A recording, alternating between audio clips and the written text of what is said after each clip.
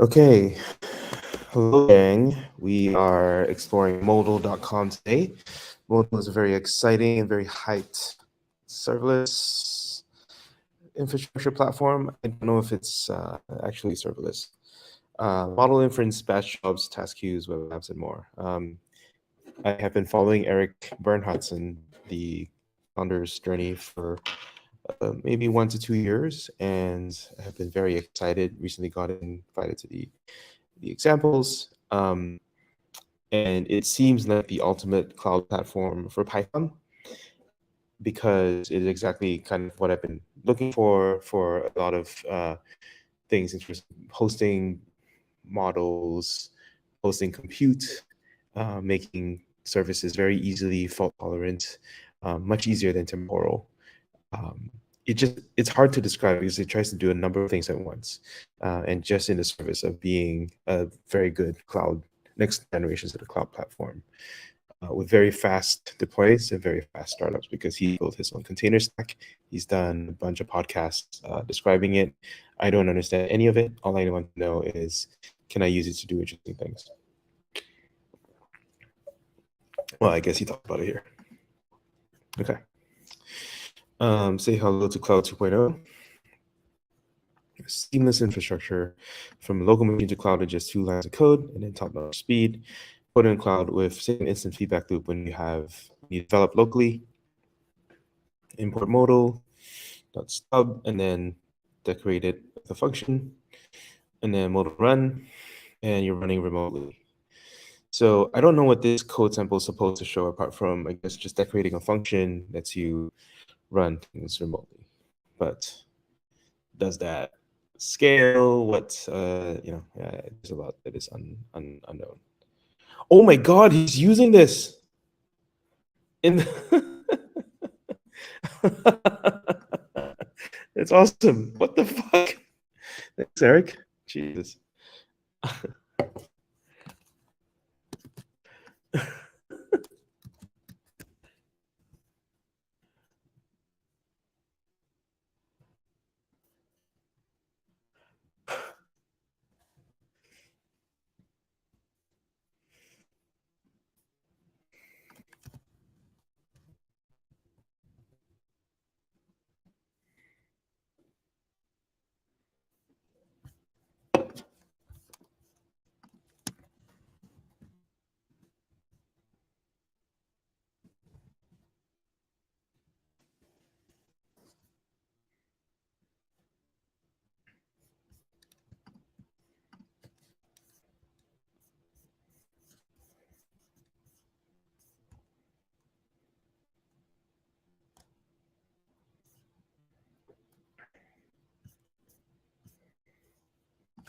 Just found out Modal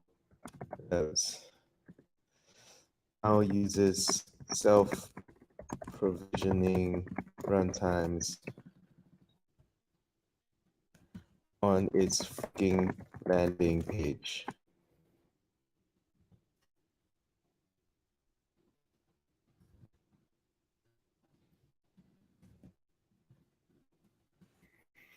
I don't know if Aksha knew this when he was demoing me, but it's so cool to write something and see it show up on actual copy.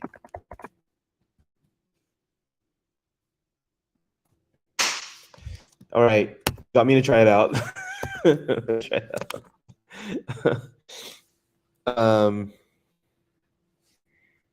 Image 1. So we're defining an image instead of code. Debian Slim, pip install. Okay. Yeah, look at this. Look at this. This is fucking sick as fuck. App install Chromium. Okay. Not super descriptive here, but whatever.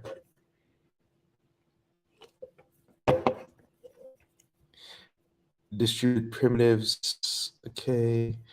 Hardware requirements, parallelism, storage volumes, data structures. Guys, this is it. This is it. Deploy and scale anything. He's got cron in there. Oh, fuck, I need to learn this so badly. Fuck.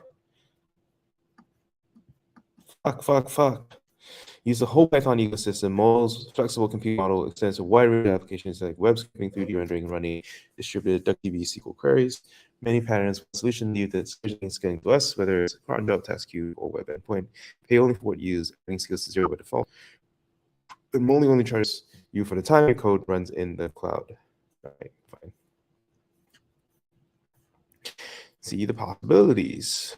Stable diffusion CLI, controlling the playgrounds, voice chat LLMs.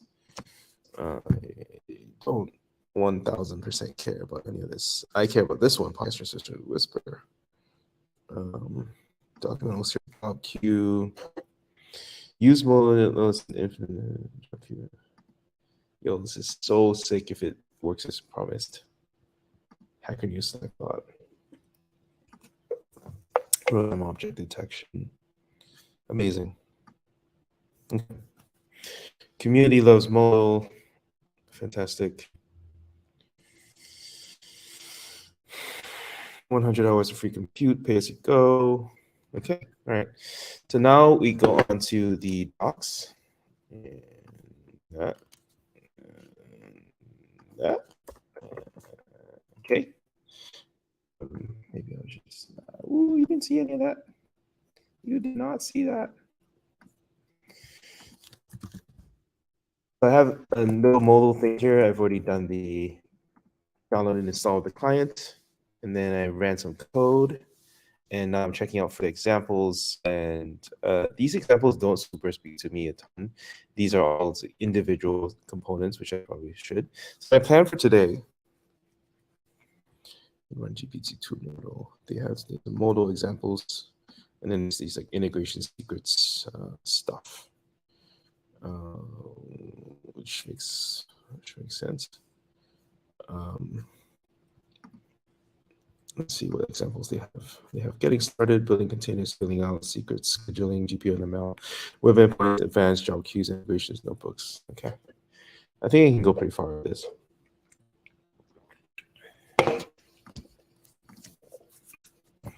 So let's start with the docs and read introduction. Modal lets you run code in the cloud without having to think about infrastructure.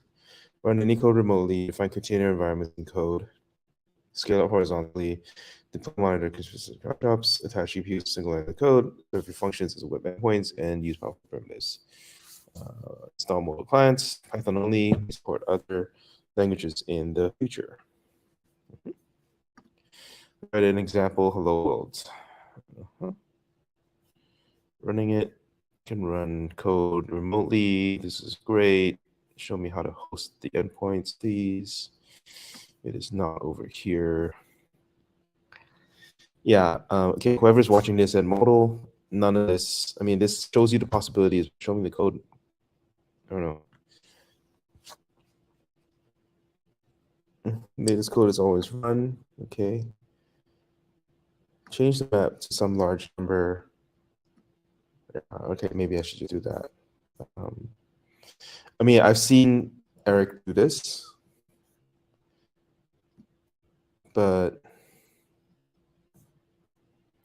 okay, so dot call in 3 ways. Because we've subbed the function out.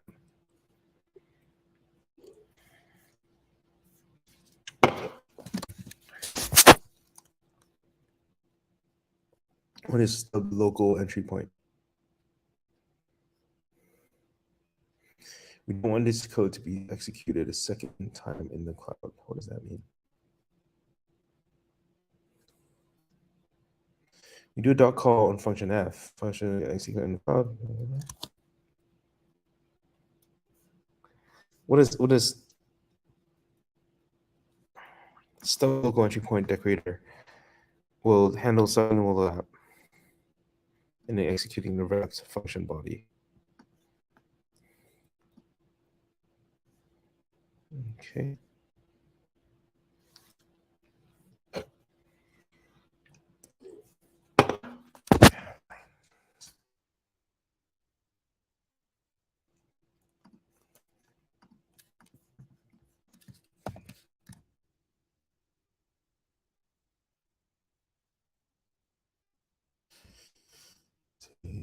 so sun.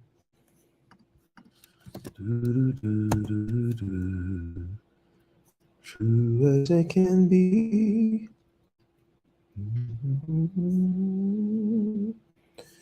It is sweet and strange, finding you couldn't change. Do modal run get started? It's created F, and then it's creating a whole bunch of these print statements. Saying hello world, hello world, hello world, hello, hello, hello, hello, world, hello world, and then hello 1000.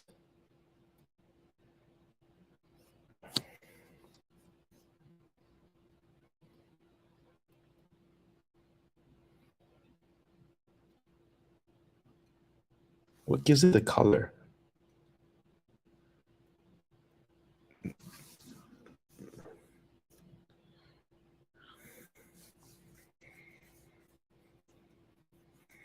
Color is confusing.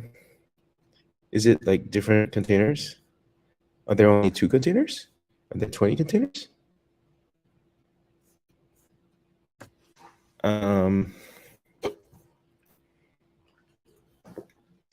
I'm running this function in sequence. How do you know when I print total?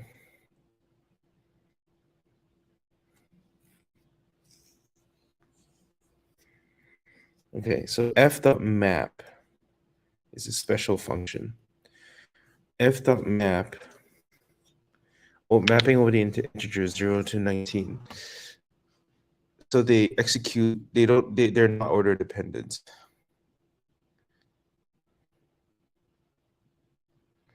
What is an order dependent operation?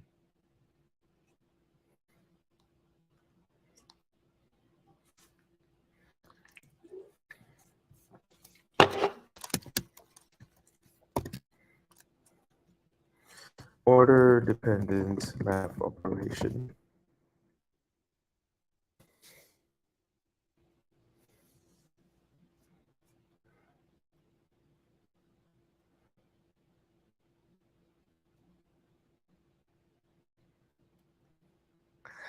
No, that's not what I'm talking about. No, I mean an operation where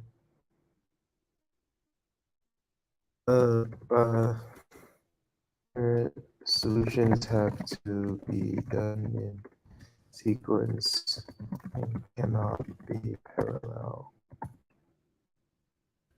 Map operation.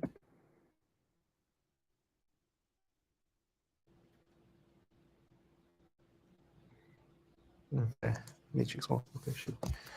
Right, sample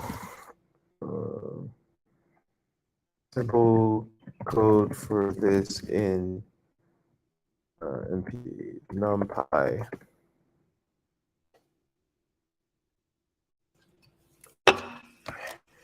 Random array. Randomize these array integers in the array, and make a list of particular.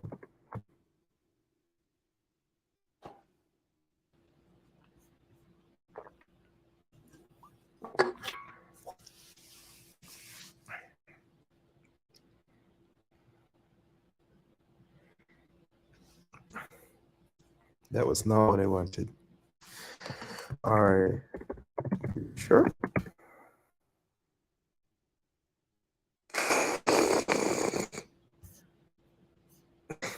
That's bliss. All right.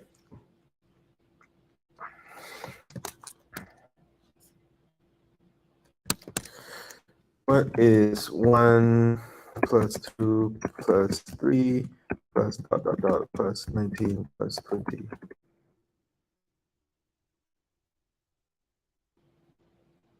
Pascal's triangle.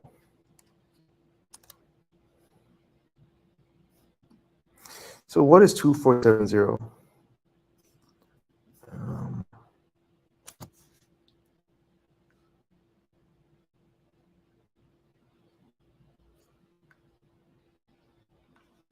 What's 2470? The total was 2470? Because f.map returns the squares.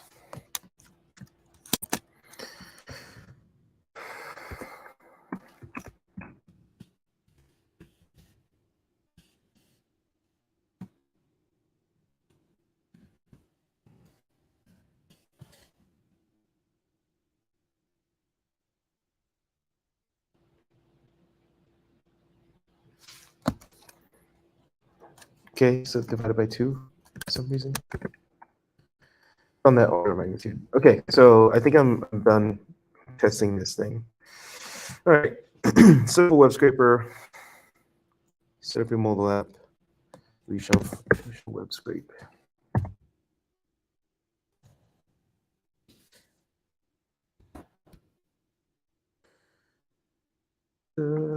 Thanks.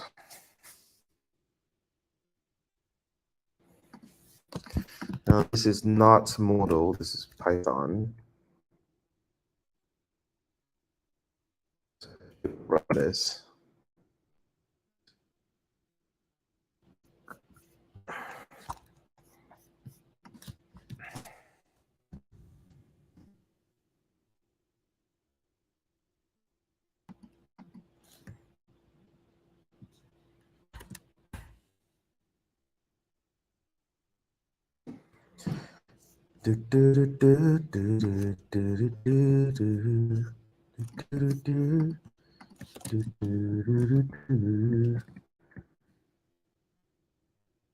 Stub is a name for the modal thing that I'm doing.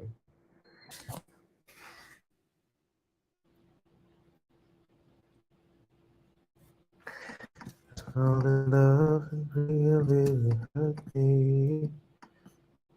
Oh my god, it's so hard to fucking.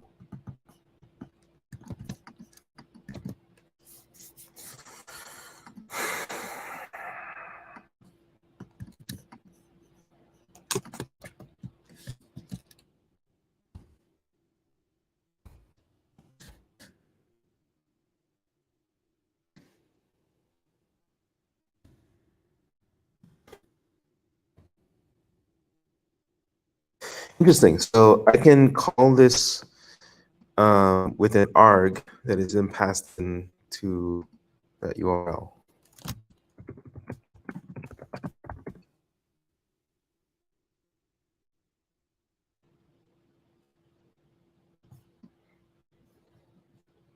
Amazing. All right, very cool, very cool. Custom containers. In the code example above, we use URL lib. So we're great for static web pages. Let's use Playwright instead to launch a headless Chromium browser, which can interpret any JavaScript.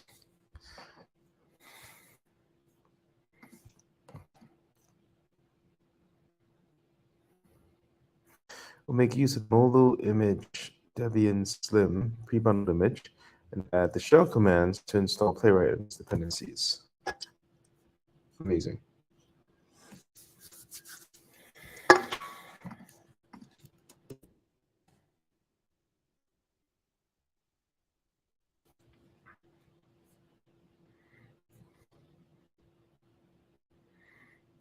Self-function image, Playwright image.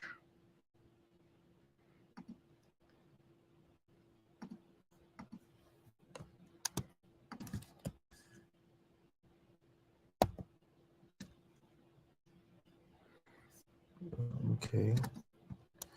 These are just Playwright APIs.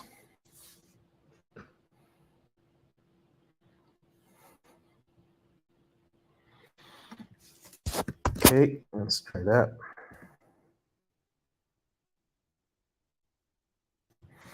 The first time you run the function after making this change, you'll notice the output first shows the progress of building the custom image you specify, and then running it. So you get a bunch more things. Just because I print it, and then I have another print here. Scaling out. Okay, so far our script only fetches links for a single page, or we want to skip a large links in parallel. You can do this with easily Modal because it's a metric. So function is not a modal function object. Ooh, woohoo! Modal function objects. Let's check this out a little bit. Basic innocent serverless execution. Persist. From name. Lookup from marks. Okay, whatever.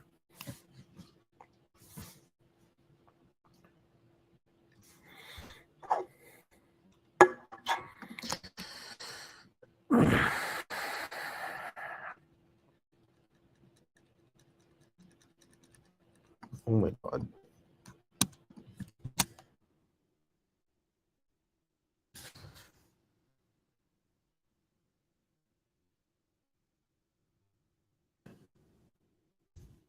All right, let's roll it.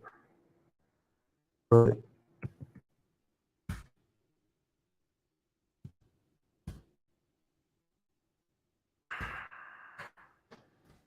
On such option URL. Look at you, man. Look at you. Such a tight platform. Really, really nice. So it's doing this 100. It's like building this container, I guess. Oh no, it was actually just building that. Yeah. So let's latent space, DDoS, 6IO, essays, start checklist. Oh. Very cool. Schedules and deployments. Let's say we want to log the script links daily. We move the print loop into its own modal function and annotate it with a modal period days equals 1 schedule, indicating we want to run it once per day. I'm going to do every fucking thing with Modal. Modal is just fucking amazing. You guys don't even understand.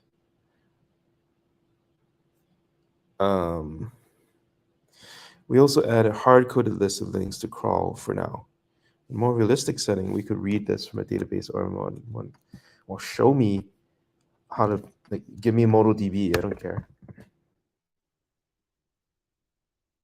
Daily's great. How does this differ from a local entry point? Okay, I say modal deploy. Okay, all right. Can I see this on the mobile apps page now? So these all stopped recently. Oh, it's just, it ran once and it stopped.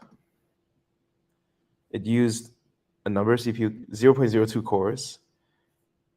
Total memory use is, this is the best platform on earth. Holy shit. Yeah, whoa, what was that? I did not click that. Okay, I guess we just, do I replace this or do I like leave it up? Local entry point is for me to call it. And then I'm scheduling it. So I think I place it. So modal deploys script.py. Does it log my print statements? Look at how fucking fast that was. It just showed up on the page. I'm angry.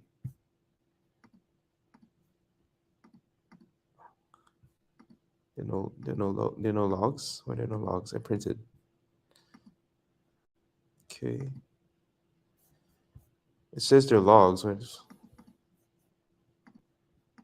up with this? Oh, okay. Okay.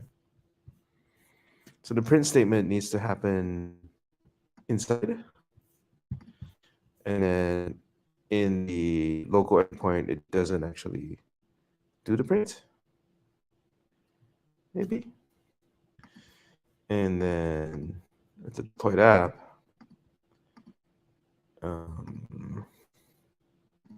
let's say for the logs, when does it start? When does the deployed app start? There's no activity yet.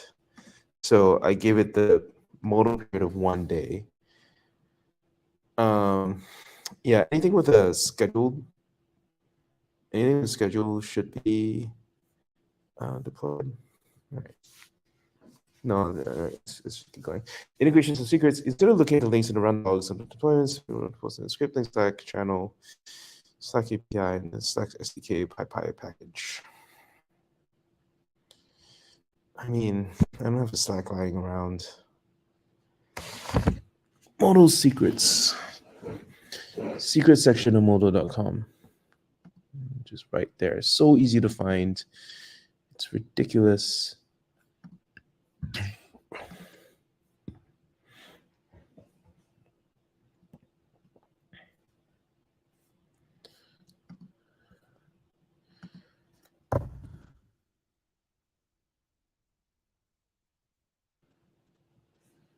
Okay. All right. I don't have a Slack channel that I can just like use, so this is not that cool. Let's look at what other integrations they have, because I feel like they're really trying very hard to sell this to us. They have AWS, GitHub, Google Cloud, Google Sheets, Hugging Face, OpenAI. Google Sheets probably is like my OG. Postgres, MySQL, Slack, weights and biases. Okay. Okay. Summary. We have shown how you can use Modal to develop distributed Python data applications using custom containers. Through simple constructs, you're able to add parallel execution with a single line of code. We're able to go from experimental development code to deployed application. Full code, this example can be found here. We hope to see. Fantastic. Love it. Let's blast through all these talks. I may not run all this code. Custom containers. By default, Modal functions are executed in both Linux and basically Python has. Simplest, most common container modification is to add some third-party Python package like pandas. To do this, you can create a custom Modal image using the Modal image division, pip install all the packages that you need.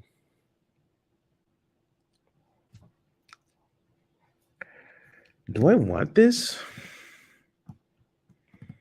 I mean, it's hot and all, but when you have like 200 dependencies, it might be weird. Importing packages, you might want to use packages instead of your Modal code that you don't need local computer. Don't have packages. Turn this locally. Script. There's a function body instead. What?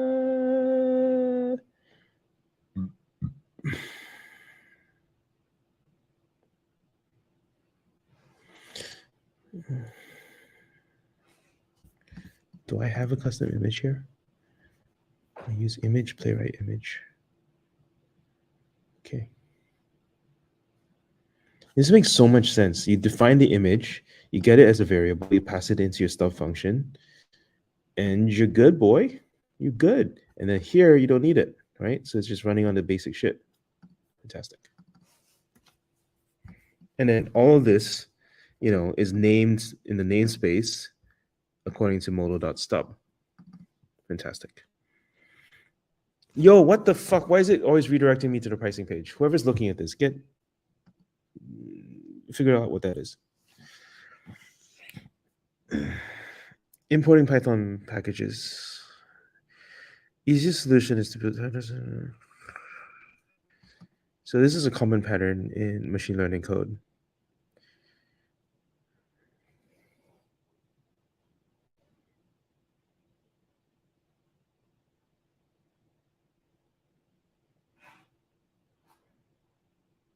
Yeah, this is great.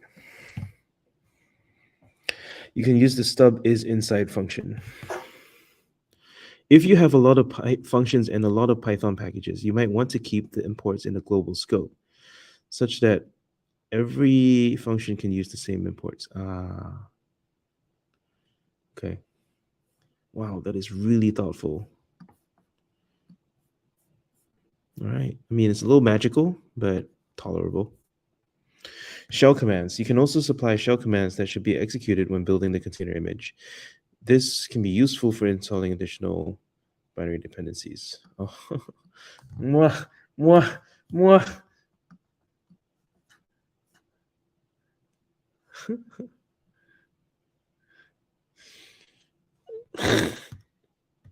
This is so easy. Using existing Docker Hub images. Docker Hub has many pre-built images for common software packages. You can use any such image as your function container. Let me check for comments in case you guys are commenting like mad. Oh, I got 3 comments. Sharad says, you're lecturing to say, Jim. All right. Hey, Jim. Am I trying to build something? No, I will probably be building something, but I need to fill in the gaps with just understanding what Modal does. So thanks for coming by, Jim. Yeah, you're a regular on these random streams. I have no idea why people watch these things, but I think it's useful for people who work on the tool to see people struggle through their docs. So this is me doing my public service, and it's really not that much effort on my part. I should normally be listening to podcasts, but right now I'm just connecting my brain to my mouth and then just mouthing off. But I really, really want to learn Modal because it is exactly what I think I've been looking for a cloud platform that is more than serverless. It is just scalable and has a fantastic developer experience. And I've been getting hints from Eric. I've been getting hints from Akshat, who onboarded me yesterday, and I really want to try this for myself. I've been feeling the pain of just not having a good development environment that lets me do all the things that I want to do in the way that I want to do them quickly and without that much rewriting when I want to upgrade from testing to production. And so for all those reasons and more, because it might be a basis for the startup that I want to set up, I need to learn Modal completely. I need to know all of it. And I need to know where it goes wrong, and I need to know how I can leverage it to do what I want to do. I think it's extremely mature from what I've seen so far. And I would have said if it disappointed, if it disappointed me in every way. But everything I've seen so far is like exactly the way I want to code, the way I want to set up my environments and set up install dependencies to code from my laptop all the way up to something kind of production-y. And it has, it has both the CLI experience and the cron experience, the logging experience, the secret stuff.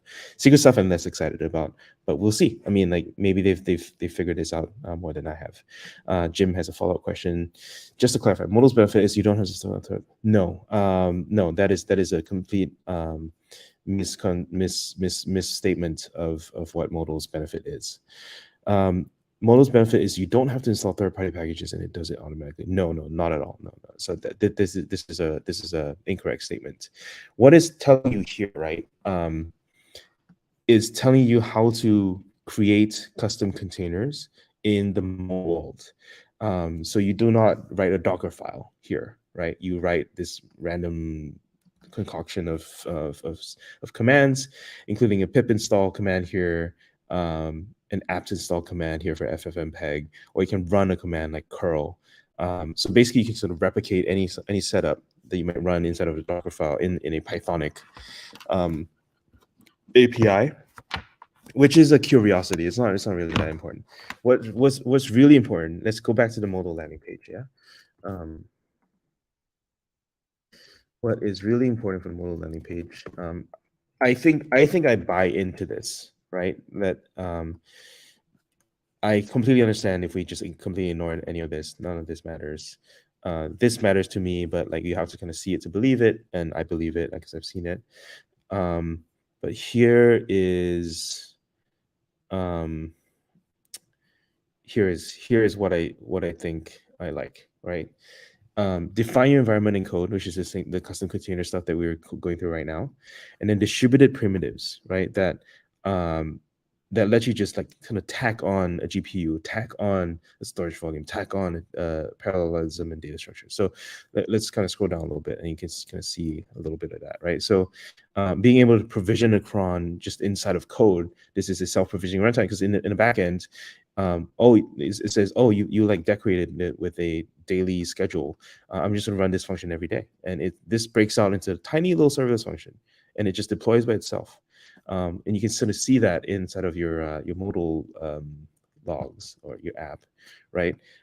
Each of these are little functions, right? That kind of get called by me somewhere, um, and that runs in a sort of separate environment. If I need to throw in a custom container, which I built over here, I just say stub function image equals and then the name of that image, right? Which I defined here. So it's very tightly linked inside of a Python and Python-like syntax, where I don't have to do some magic crossing of the boundaries from some different language like a Docker file into my code, into my Python file, and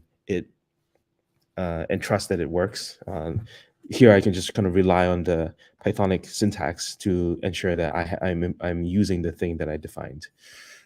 So that's a nicety. That's not really like a huge selling point. But the fact that you can use this to define a scheduled function, define a webhook, all in the same file, and then being able to add a task queue, being able to have everything logged out, being everything, and then it only charges you for the time that it runs. This is the default that I want, right? I want to write my code top to bottom, with like just the business logic that I really care about. Then I want to decorate it with like the specific production qualities, whether it's the containers, whether it's the way that it's going to be invoked, and then I want it to only charge for when it's running, and I want it to have really good logging. So I think the promise is really solid. Like if it delivers, then I'll be very happy, and I'll use this for everything. So I hope I have answered that a little bit. By the way, Jim, I did not rehearse this at all, so I may be incorrect, but we'll discover this, right? I know I'm probably not going to finish all of it, but I think it's very important to understand that this is a qualitatively new platform that we have not seen before. And I'm a guy who works on platforms as a service. I have invested in many of these things, and a lot of them are incremental improvements. And I think this one like suddenly breaks through in terms of the abstractions to something that clicks in my brain. That I hope to have the better words to describe why. And the only way for me to do that is to actually just go through the docs. That's what I'm doing. All right. So back on it. I'll check the comments again in 10 minutes. Using existing Docker Hub images. All right, we can build in Docker Hub images. Fantastic. So these are just all ways to build containers, which is fine. I want to imprint all of this in my memory so that I know exactly what I can do inside of Modal and what I cannot do. I wish, as usual, people and companies are not upfront of what their limitations. So you kind of have to read between the lines on what they're not saying. And I haven't figured that out yet. So Docker Hub is fine. I can set up pip. Okay, whatever. Using conda instead of pip.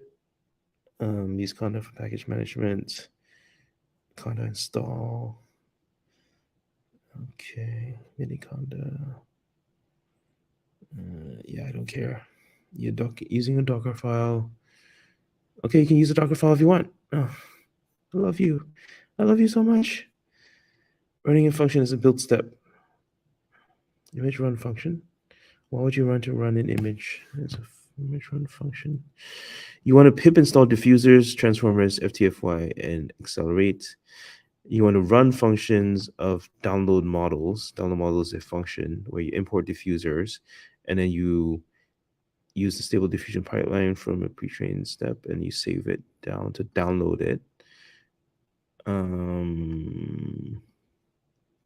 Okay. I guess that's the thing they chucked in there to enable Hugging Face downloads, which are part of the build step. Okay. Any quarks accepted by stub functions such as mounts, shared volumes, and resources. Oh, we got to read that. Come on. Don't tease it here and then not tell me. Where do I have to go to get to read mounts and shared volumes? Do I have to scroll all the way down? Where's the shared volumes? Oh, okay, sharing data. Okay, I don't have to scroll that far. Okay. All right. Sorry. Let's blast through this. I don't know why GPUs are so high up. I'm actually like less. I'm gonna skip GPUs. I'm gonna go down to like the really basic components of infrastructure before I get to GPUs. Private registries. Modal uses Docker Hub as default container registry. Blah blah blah. Do I give a shit? I do not give a shit. I would not put this up here because this seems very advanced. I would combine. Okay, whoever's writing Modal docs, I would combine this doc with this doc because this is not that important to me. But I'm just one person. All right, skipping GPUs because that's important right now. Going to scaling out. Modal has a few different tools that help with increasing performance, parallel execution of outputs of inputs, running the same function with different independent inputs, grid search, function not map. Okay, all right. Out of order results in flat map. There's a generator, orders inputs, flat map. Okay, understood. We ran this in the tutorial. Exceptions: if by default, if any of the function calls reads in the exception will be propagated to retrieve exception successful results and aggregate the results list. Exception true. Okay. I wish they showed an example of this to really spell it out, because right now this leaves a tiny bit of ambiguity and just examples, guys. Just this doesn't cost money. Just chuck it in the docs, guys.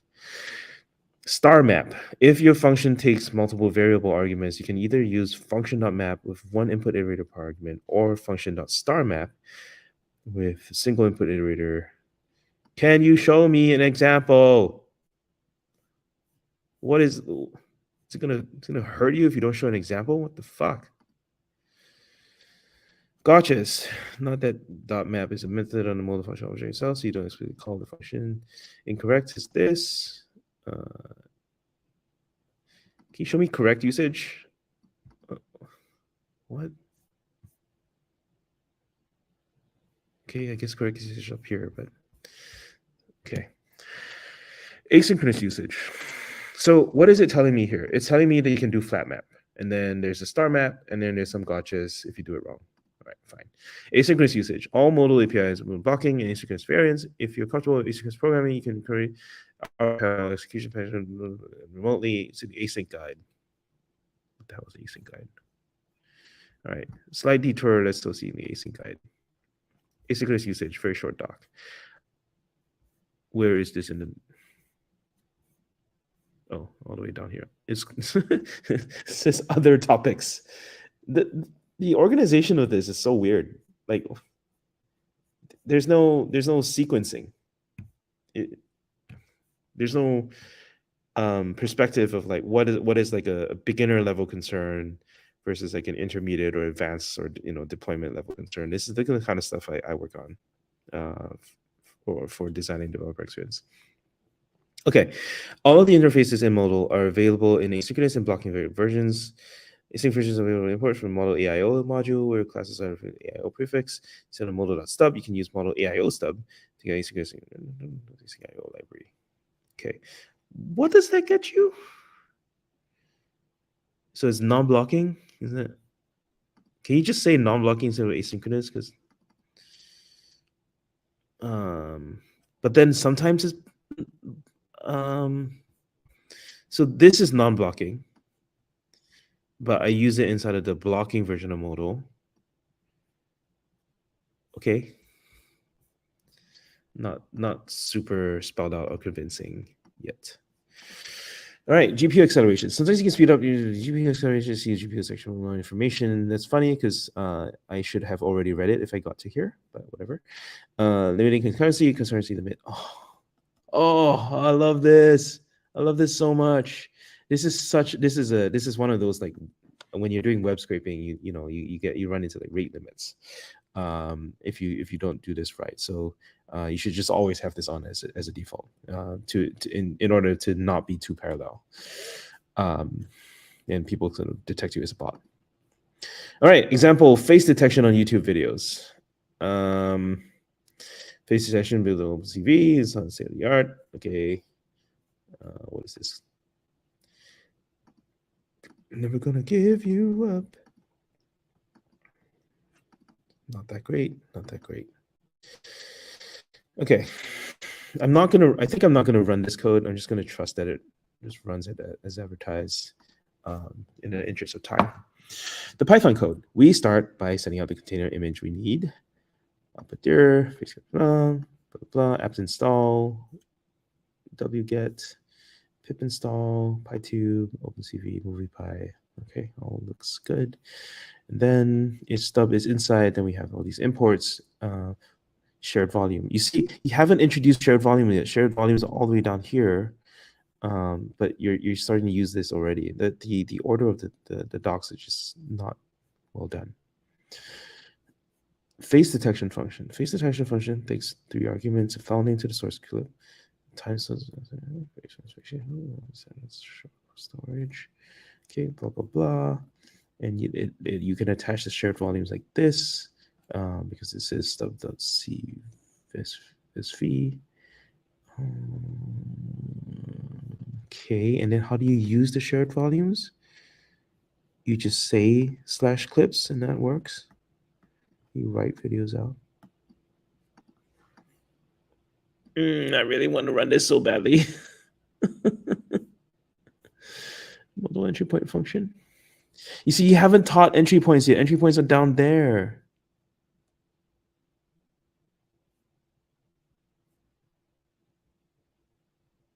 Retries 1. What is retries 1? What is timeout 600? You haven't taught this yet. It's all down here. Local code. Okay. Yo, this is so powerful as long as you learn it. It's just, I don't care. I'm at deployments now. I haven't even learned the thing, guys. Okay, scheduling remote cron jobs. Common requirement is to perform some task at a given time every day or week automatically. Modal facilitates this through function schedules. Let's say we have a heavy Python module. Okay, then we have this. To schedule this function to run once per day, we create a modal stub and attach our function to it with the stub function decorator and a schedule parameter. To activate the schedule, blah, blah, blah, automatically. Can I pause the schedule? Can I manually execute the schedule? You do not say. Bad. Just bad. Hacking in Slackbot. Done this before. Obvious. Query equals serverless. Okay, whatever. This is overloaded. You should use something else. It's running. Yeah, whatever. Okay. Uninteresting. This is interesting. Having a web endpoint. Hey. You know, a surprisingly overlooked thing in all the serverless GPUs platforms that I've tried so far. People want to host their stuff to the public web, guys. You should let them. You can either turn any modal function into web endpoint in a single line of code, or you can serve an entire ASGI compatible app, including existing apps written with frameworks such as FastAPI or Flask. What is an ASGI compatible typical app? What does this mean practically?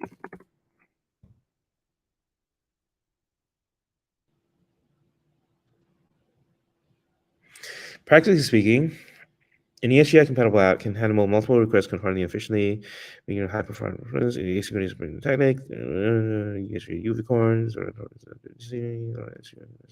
right, cool.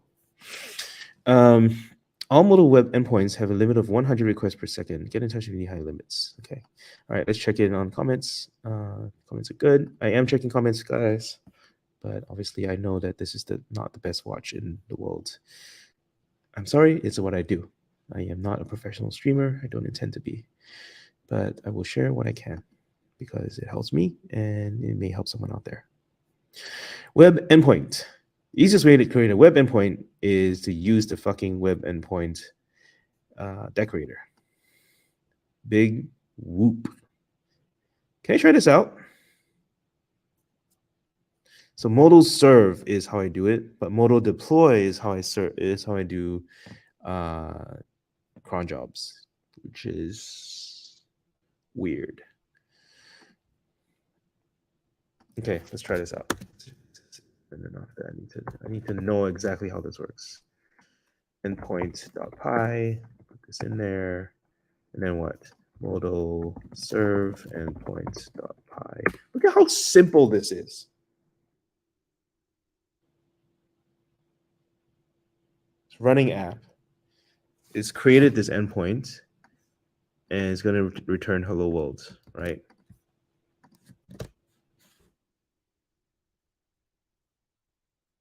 I love you. I fucking love you. Where server script is running code, this will create an ephemeral app for the duration of your script until you hit Control-C to stop it. Okay, can I disconnect? Why do I need to tie this up inside? Live updating is particularly useful when working with apps that containing applications of live updates. What?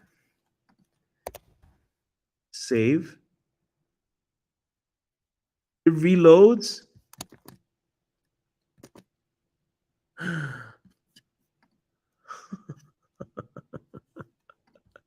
It live updates. This should be in like bold.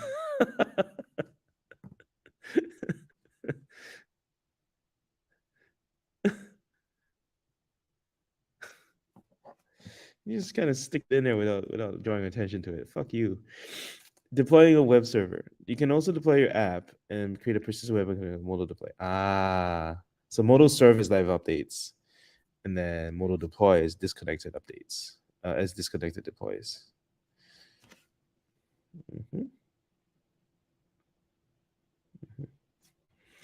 Okay, thank you, Akshat. Passing arguments to web endpoints. When using web endpoint, you can use query parameters just like a fast API.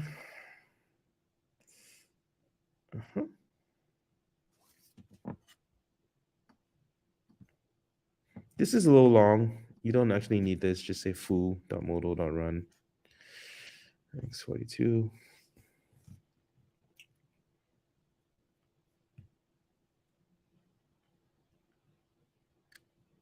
Okay, arguments are good.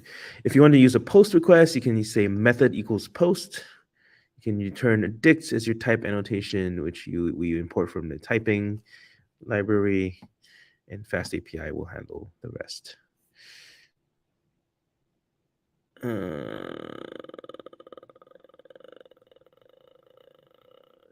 JSON. This is obviously the typed pydantic models in order to get automatic validation and documentation. Fast API also lets you pass data to web endpoints in other ways. Guys, this is so much more advanced than JavaScript. We have been held back by our tools, and this is the right tool for doing fucking anything. More configuration. In addition to the keyword arguments supporting by a regular step function, web endpoints take an optional method argument to say, okay, yeah, we knew that. This is pointless. So you already said the post endpoint thing.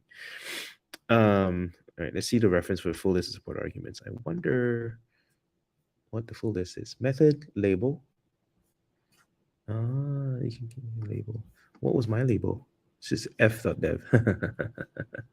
Yeah, maybe not the best label. Should I just say like web endpoint label?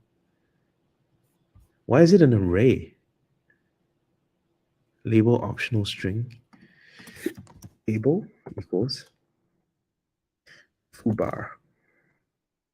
I'm going to add a space and an exclamation mark and see what Modal does. Save. Error. What does this error say? Contains invalid characters. Use what? Okay. No exclamation marks.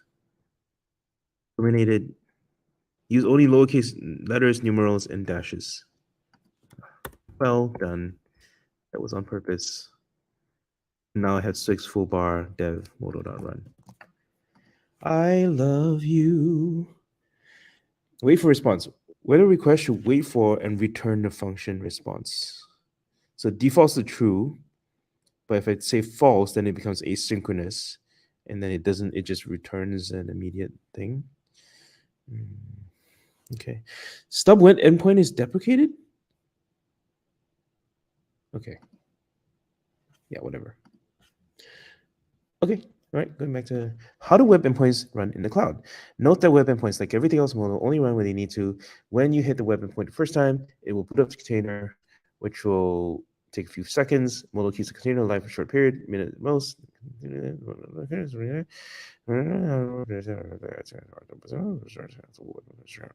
More complex example. Here's everything together, combining multiple abilities around functions and functions. Class item, name string. I'm expecting an item that has a name and a quantity and an int that I can then. Can I just input this mofo? Item.name with the quantity. Okay, let's serve this. Let's serve this guy.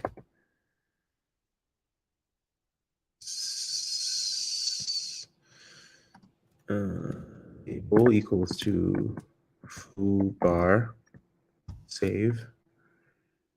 Terminating, it's restarting. Foo bar dev modal.run. And then I can. This demo should have a little like you should curl this endpoint so you can get that back.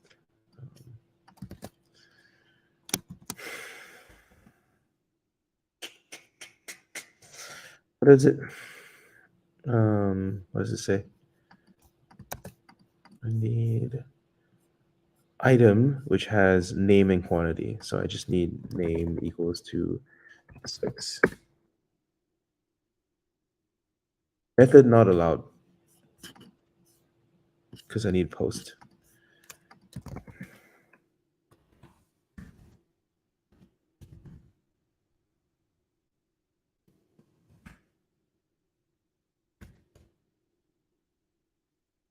Field required, value error missing.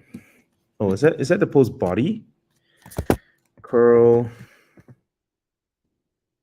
with post body with JSON post body of name equals to 6.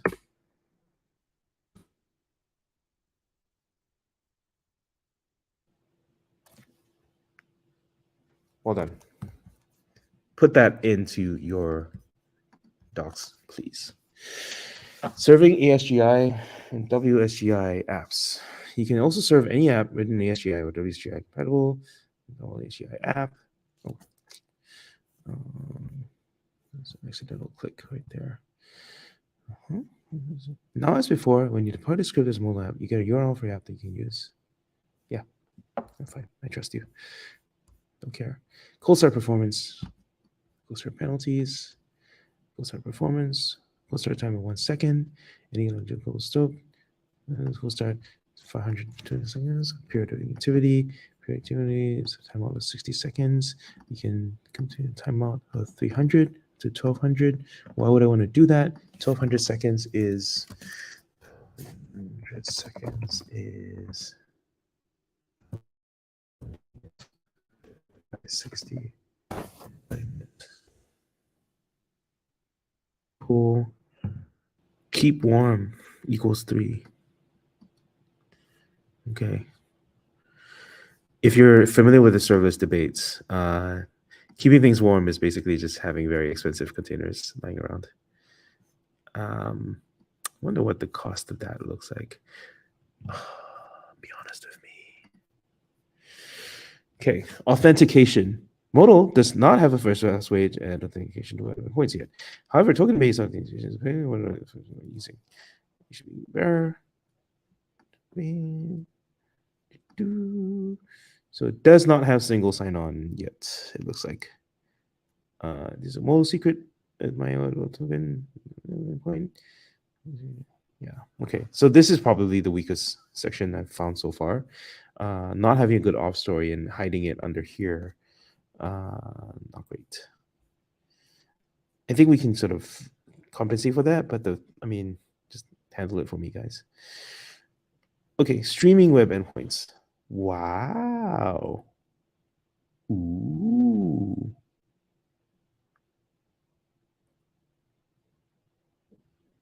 Ooh.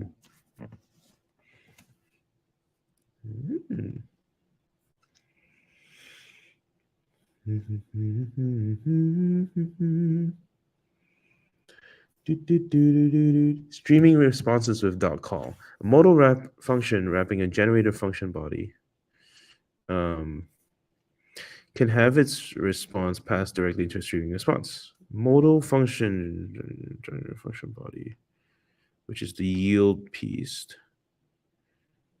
can have its response passed directly into a streaming response. This is particularly useful if you want to do some GPU processing. One modal function, where there's a GPU here, is called by CPU base and web endpoint modal function. Streaming responses with .map and .star map. Given one streaming responses, forming out the dozens of containers and trust the client. Stagger the results for demo purposes. Sleep high.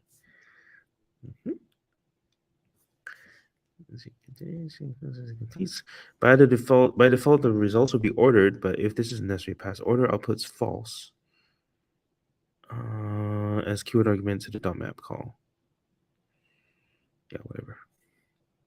Cooperative yielding. A loop over the .map call can block the main thread and not allow the streaming response to return response files iteratively to the client. Yielding. Loop. You think I was sleeping?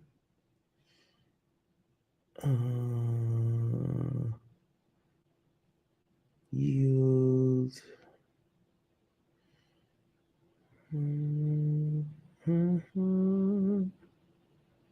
So just randomly sprinkle sleep in there? Okay. Yeah, this is important. Example of streaming ChatGPT responses over HTTP. That's probably the most likely use case. Yeah, Whisper streaming.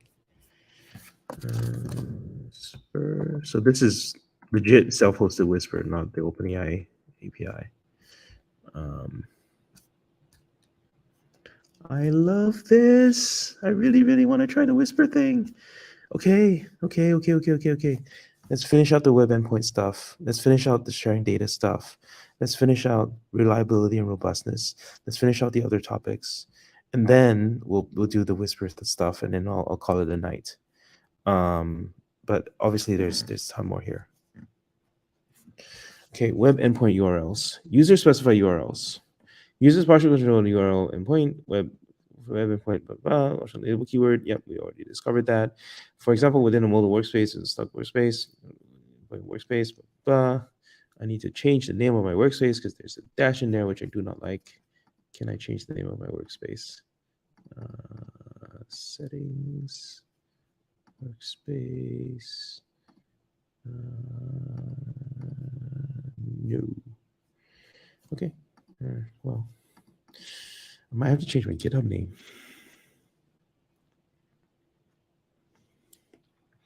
For example, within a Modal workspace with my Slug workspace, auto-generated URLs. If a label is not specified, web endpoints receive a generated URL under the Modal run domain. These generated URLs contain a subdomain label that is unique to the running endpoint. Okay, yes, agreed. Deployed apps. Web endpoints served by a deployed application have subdomains comprised of the following parts: workspace name Slug, app name Slug, function name Slug, Okay. Endpoint, blah, okay. Ephemeral apps. Web endpoints run in ephemeral apps have predictable, unique subdomains distinct from the subdomain of any associated deployment. The subdomain of a web endpoint running in an ephemeral app is composed of the following parts. Memory name slug, instance identifier, dev suffix, not yet deployed. Combining the example parts. Okay. Stealing. If an ephemeral web endpoint is running and another is created using the same endpoint label, the new web endpoint function will steal the running web endpoint's label. This ensures blah, blah, blah. Okay. Truncation is it will be truncated. Blah,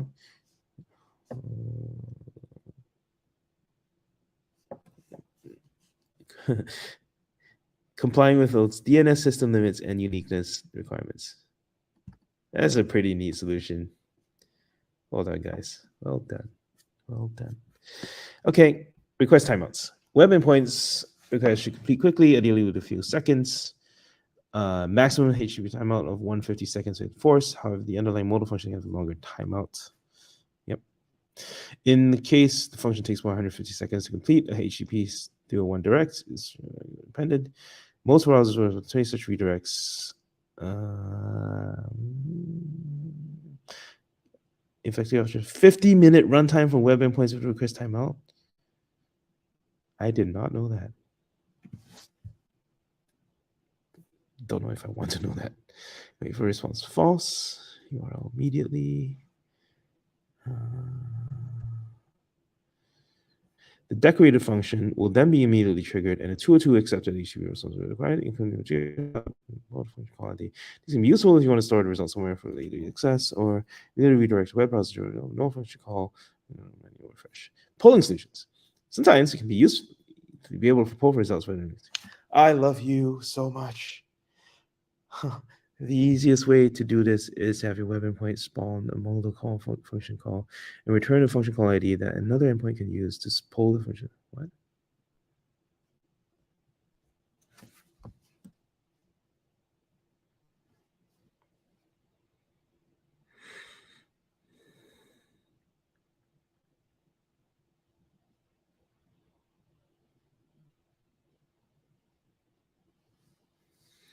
The easiest way is to have your web endpoint spawn a modal.function call and return a function call ID that another endpoint can use to pull.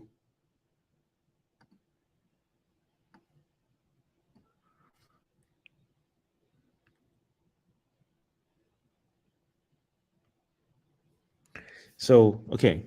First, the request comes in here and says accept job. Then it spawns a slow operation. Then it returns the call ID. Then you pull the call ID, and then it checks function call ID. Where's function call? I don't understand this code.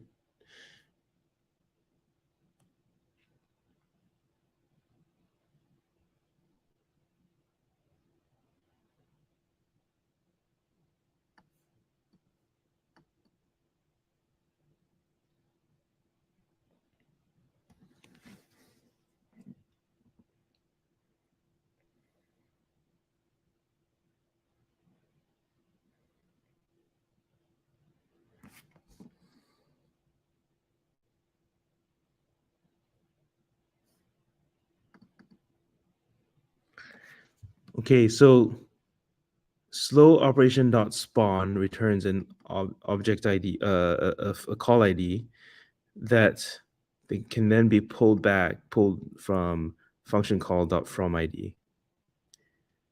I don't know, man. Not the most intuitive design. So this is very necessary, and I'm glad there's an example, but the API design is kind of iffy, man. That's all I gotta say. Document OCR job queue, blah, blah, blah. Job queue, model. Beautiful, gorgeous. I really, really want to run this. I don't have time to run this. Modal handler function. Seed, parse seed.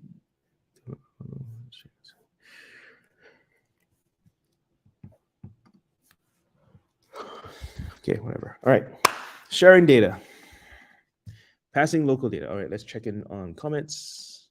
No comments. Thank you. Passing local data. If you have a function that needs access to some data not present in your Python files themselves, you have a few options for bundling that data with your mobile app. Read the data from your local script. JSON.load blob.json. Any data of reasonable size. What the hell is Cloud Pickle?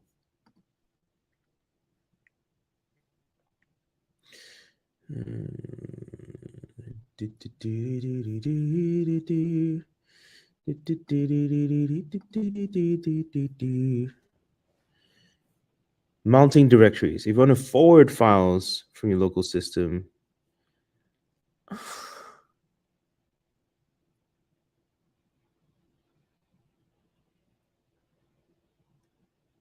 that's amazing.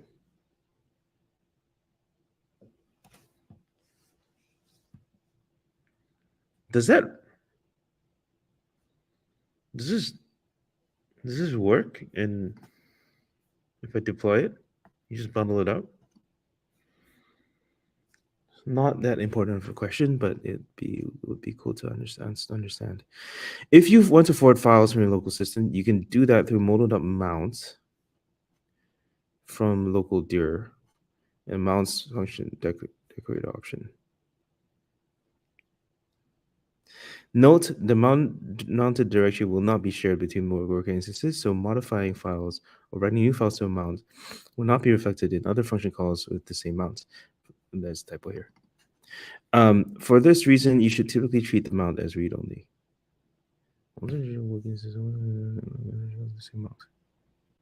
Huh. Do you just upload the folder? Okay.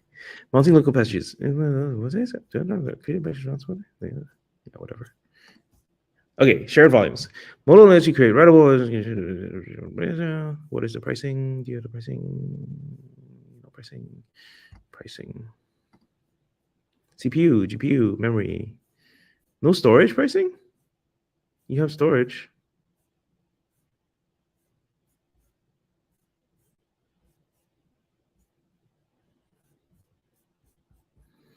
Oh, I love this so much. I love this so much. Oh, marry me. Ah, okay. Across all plans. 2 per gigabyte per month. Sounds high. Egress costs 0.15 gigs. Okay. Not too excited about that. Modal lets you create writable volumes and can be simultaneously attached to modal functions. These are helpful for use cases such as caching modal endpoints, storing data sets, basic example. Shared volume example, NT volume. This can be mounted within a function like that, putting a mapping between mount paths, and then you can just treat it like a local file system. Huh? Do I have to say root cache? Do I have to say anything else? Can you please explain why you call this root cache? You don't explain it? That's bad. A naughty boy. Please explain it. Can I use it anything? Or do I have to use root cache? Tell me. But be aware that shelf does not guarantee correctness. What the hell is shelf? Some kind of library. What is the benefit of using shelf Python library?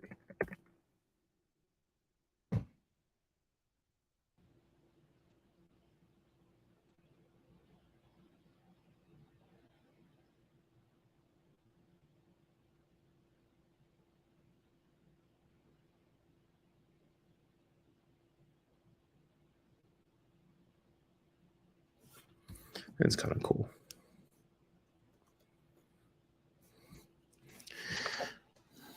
Above implement basic disk caching, but be aware that shelf does not guarantee correctness. In the event of concurrent read-write operations, to protect against concurrent write conflicts, the full.log package is useful. Dataset example. Persisting volumes. By default, modal.shared volume lives as long as the app is defined in, just like any other modal object. However, in many situations, you might want to persist the cache between the runs of the app. Wait, it's not persisted? Oh, it's called .persist. I mean, that's okay. Okay. Ah, look at this. Modal.shared volume and then modal.shared volume .persist of the name.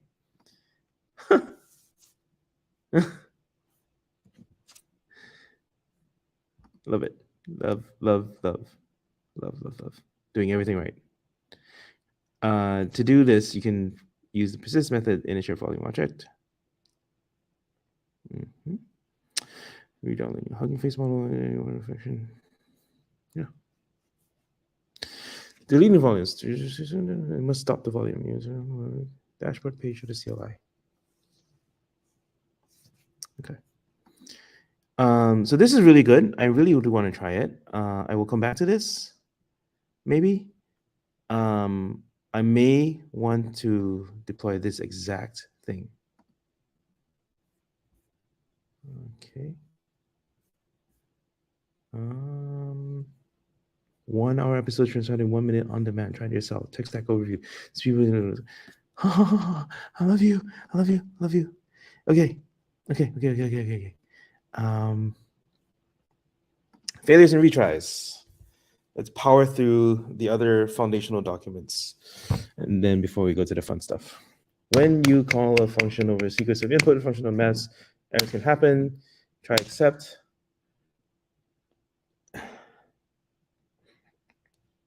That is sloppy as fuck. Do not do this. You should actually do the failures are okay thing. Function retries, you can configure Modal to automatically retry function failures if you set retries option. Okay, yeah, retries. Can you do exponential backoff? Yes. Okay. I will just take it on faith that this is the right thing to do. Yep, that's it. Good. Okay, and then container crashes. In the case of container crash and startup, error will be populated color immediately. User startup. Okay. Preemption.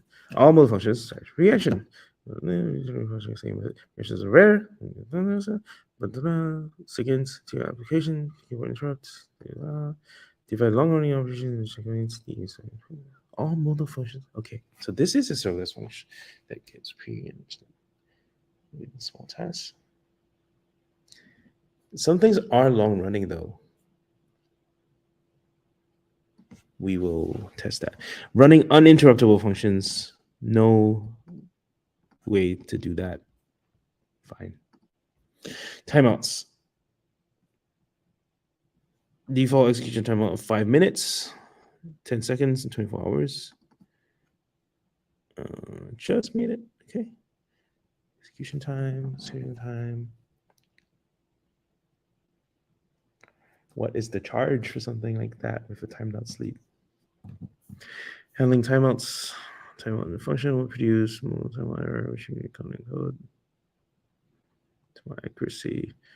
These is only timeout allows 3.5 seconds longer.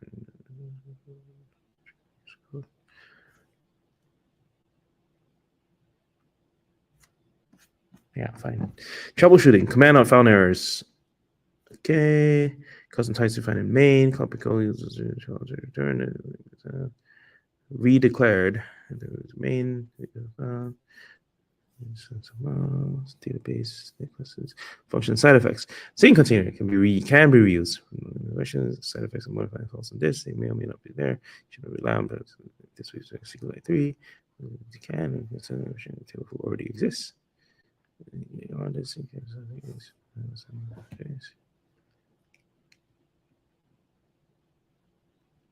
Yeah.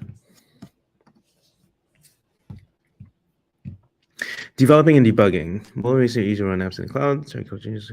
Yep. Interactivity. Interactions. What the? What? What? What? What?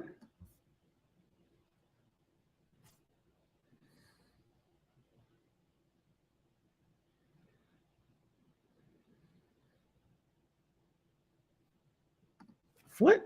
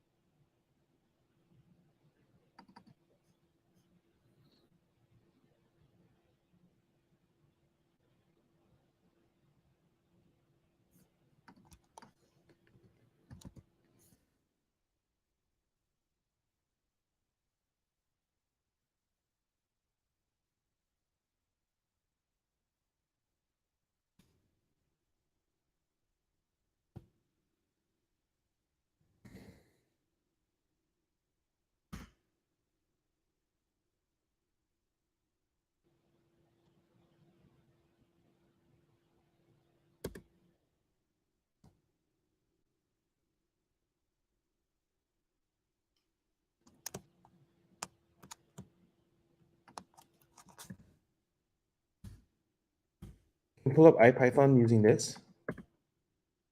Need an expensive function. No, I don't.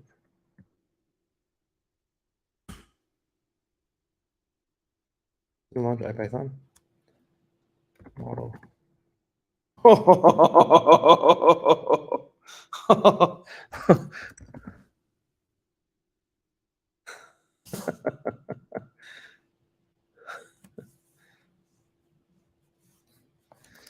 Okay. Modal shell. Modal lets you run interactive commands on your region's terminal. Built modal shell command. What's your name in your app? Bin bash. So shell command.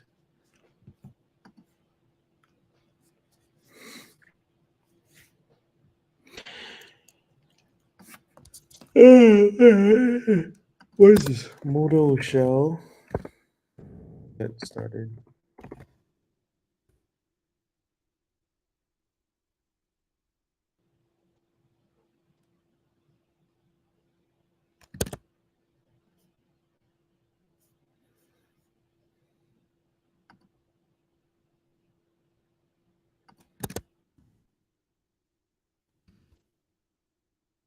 What did you write?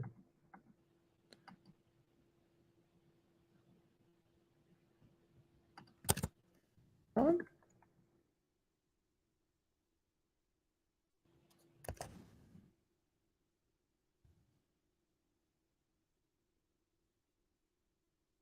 Why do I want this? I can SSH into my remote thing. Okay, stub interactive shell. Okay, live updating, hot reloading, modal serve. Yep, above that already. Observability, has logs streaming back. Yeah, okay, good. Notebook support, known issues. Modal can be used in a notebook environment, but there's some limitations. Other functions in that, single notebook shell, cannot spread it. TV. All right, no big deal. Code stop performance, already won't just both. Workspaces, personal workspace, collaborate with others, GitHub org, all access. New workspace members, create a token for a workspace. Asynchronous usage. All the yeah, we already talked about this. Global variables, scope, modal local function, modal dict, modal secret, regular modules, container lifecycle functions and parameters. Whoa.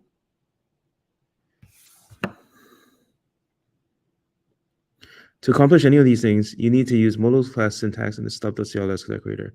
Specifically, you needed to convert your function to a method by naming it in the class. Decorated the class is the class, so show method.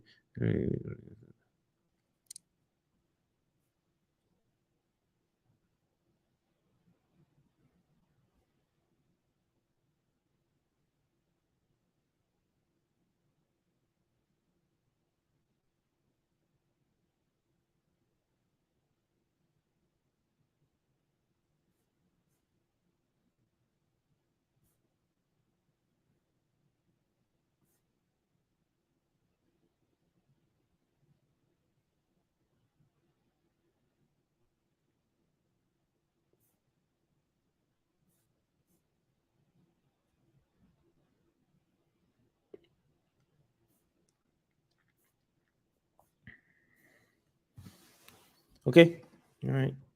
This looks powerful, but very advanced, very advanced. App stubs and entry points. Every object is one of those actually stub, functions, secrets, and images. Stub is the addition how to construct an app.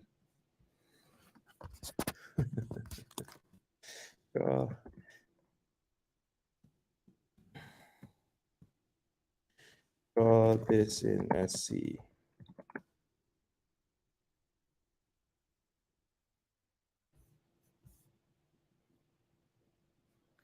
Every object in Modal is dash a stub. This includes things like functions, secret, images. Stub, this description of how to construct an app. When you run to deploy a stub, it creates an ephemeral deploy app.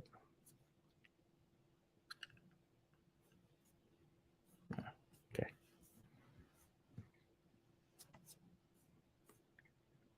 Argument parsing. Modal run. Let's parse them. That is magic. This is magic. Come on, that is magic.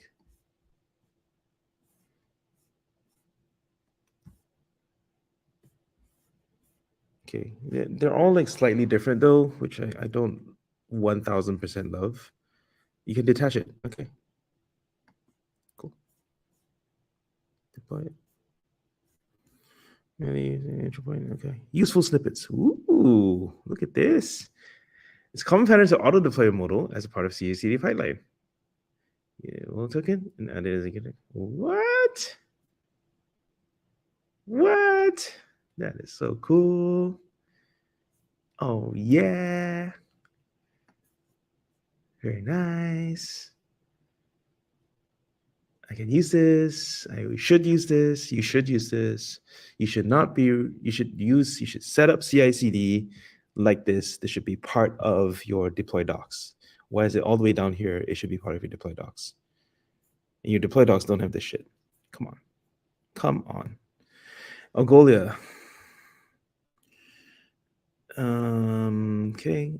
Crawler. Yeah. I don't care. I don't care about Algolia. Okay. I think I have finished the main readings that I need. Okay, let's look at GPUs.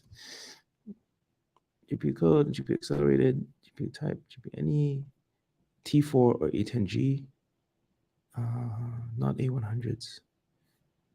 Oh, they have A100s. The Q times. Oh, they have A100s. Oh, they're 20 gigs. Oh, they're cheaper. Ooh, keep in mind. GCP. There's A100s at high demand. There's preemption. Include this inputs for your schedule. Preemption guide for details. Co-locating CPU only functions. Functions. Cloud GCP.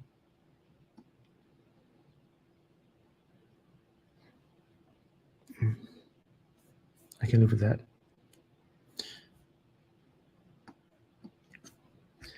Reserving CPU and memory. 100 once you request a default.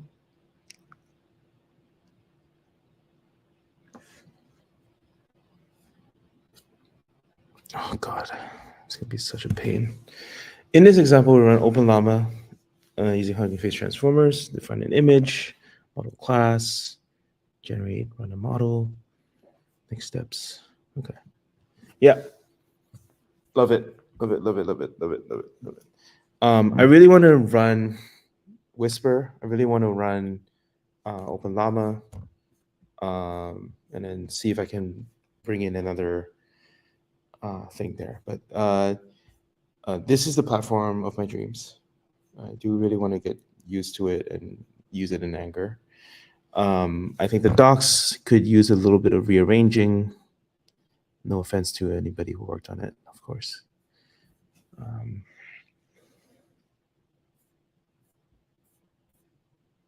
Yeah, okay. All right, so that is my review of Modal so far. First look. And then when I have had more experience with it, I will try to return and give it a more honest and experienced opinion than this one, where it's just me yelling at the screen for 30 minutes. Thanks, Jim, for always showing up for our streams. I always love our time together. And that's it. Goodbye.